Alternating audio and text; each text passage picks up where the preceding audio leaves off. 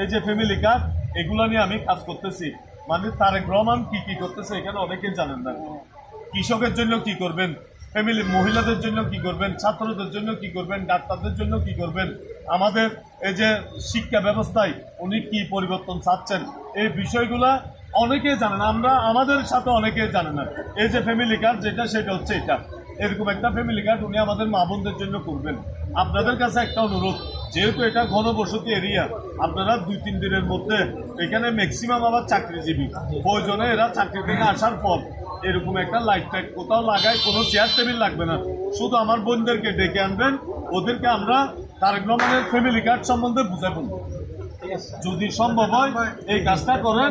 ওরা যদি 10 জন, আমার বিশেষ করে পাহাড়ি হিন্দু বৌদ্ধ খ্রিস্টান যারাই আছে, সবাইকে আপনারা 60-70 জন মহিলা এক জায়গায় করবেন, লোকমান মাসুম এদেরকে, সালাউদ্দিনদেরকে একটা টাইম দেবেন, সেম টাইমে ওরা আসবে, আমি সহ আসি, ওই মা বোনদেরকে তারেক রহমান কি কি করবেন এগুলো বুঝে দেবে।